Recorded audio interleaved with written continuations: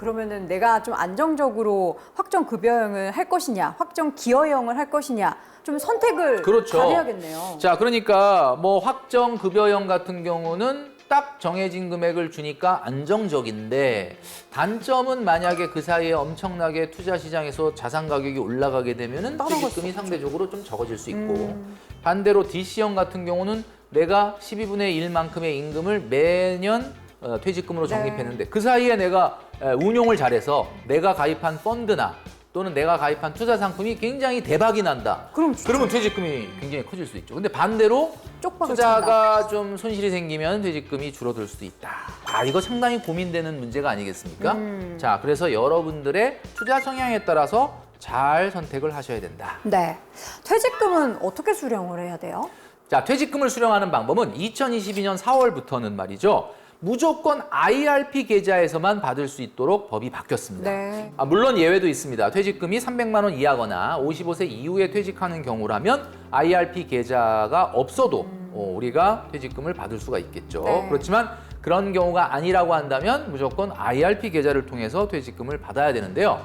퇴직금을 일시금으로 받게 되면 아무래도 퇴직소득세라는 게 조금 늘어날 수 있기 때문에 연금으로 나눠 받는 것이 퇴직소득세를 줄일 수 있는 방법입니다. 세액공제 혜택도 IRP 계좌에 있다면서요? 맞아요. 제가 아까 말씀드렸던 것처럼 IRP에는 세액공제 혜택이 들어있는데요. 이것은 연금저축, 여러분들이 많이 가입하고 계시는 개인연금저축과 IRP를 합쳐서 최대 연간 900만 원까지 세제 혜택을 받을 수가 있습니다. 네. 자, 그런데 소득에 따라서 조금 달라지거든요. 자, 그래서 근로소득이 5,500만 원 이하다 그러면 납입한 금액 900만 원에서 16.5% 그러니까 약 148만 5천 원 정도를 세금으로 돌려받을 수가 네. 있습니다. 자, 그런데 근로소득이 5,500만 원이 넘는다라고 하면 네. 조금 혜택은 줄어들어서 13.2%를 공제해 주는데요.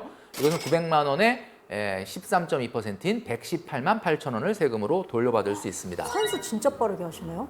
여기 써 있어요.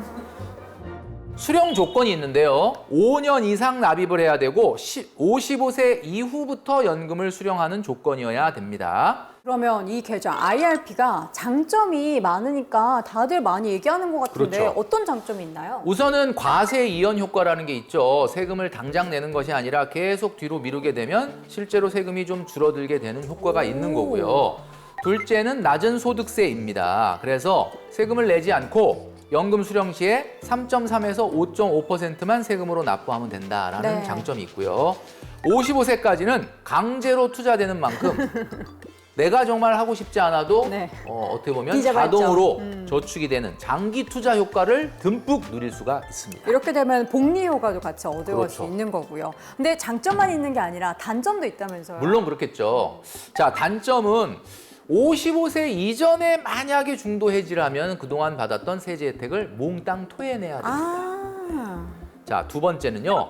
계좌 해지를 하기 전에 55세 전까지는 절대 자금을 활용할 수 없다. 한마디로 내가 내 집 마련을 한다, 이사를 간다, 결혼을 한다 이럴 때 IRP는 꺼냈을 수가 없습니다. 자, 셋째는 주식에 직접 투자하는 것은 좀 불가능하고요. 간접 투자 상품인 ETF나 펀드에만 투자할 수가 있습니다. 네. 자, 넷째는 일시금으로 수령하게 되면은 좀 불이익이 있을 수 있습니다. 일시금으로 수령하게 되면 기타 소득세 16.5%를 내야 될 수도 있다. 이렇게 들어보니까 퇴직금이 있다라는 것만으로도 좀 행복한 것 같아요. 사실 그렇지 못한 분들도 계실 텐데 퇴직금이 없는 저 같은 분들을 위한 연금은 없나요? 그래서 다음 의뢰인이 그와 유사한 질문을 해주셨습니다.